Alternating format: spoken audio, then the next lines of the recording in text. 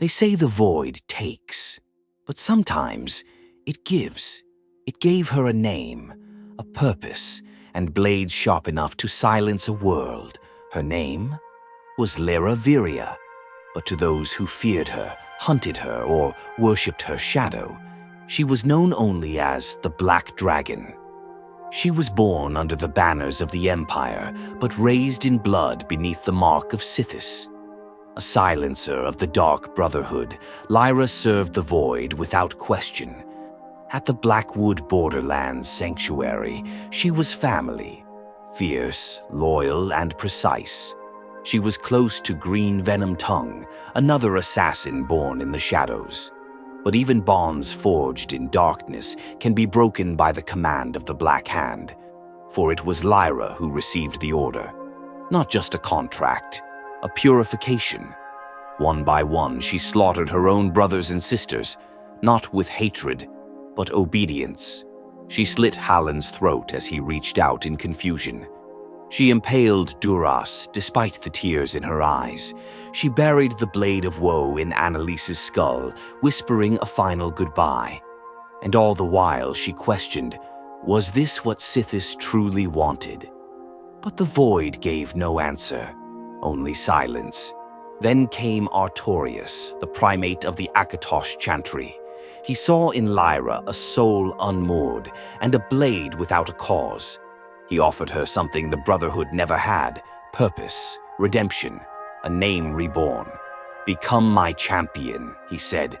"Be the Black Dragon, my sword of light in the shadow of sin." And so Lyra turned her back on the Void and walked into the fire of the Dragon God. No longer a servant of Sithis, she hunted her own kind, captured and tortured assassins, unleashed minotaurs upon Brotherhood sanctuaries, killed for faith, killed for glory, killed because she was told to.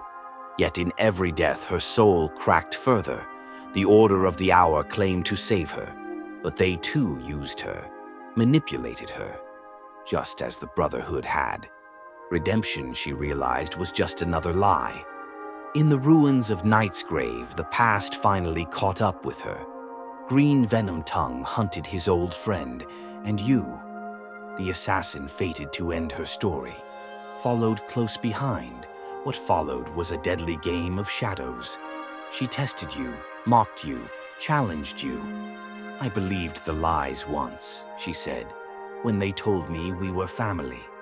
Her clones struck like ghosts, each one a different weapon forged in pain. But she was no longer the master of her own tale, for when her final breath fell upon stone, it was Sithis who answered at last. The wrath of Sithis descended, divine, silent, absolute. And with it came chains not made by mortals, but born from the Void itself. They wrapped around the Black Dragon, pulling her screaming into the dark she once served. No, what's happening? The stories were true. And then, silence. So ends the tale of Lyra Viria, assassin, redeemer, traitor, the sword of two masters, and the servant of none. But where this assassin's story ends, another story begins. For as empires rise and shadows fall, another figure steps into the light. A monarch, draped in power and veiled intentions, a queen, a ruler of the Dominion, and like all who wear the crown, she is never far from the assassin's blade. But that is a story for another day.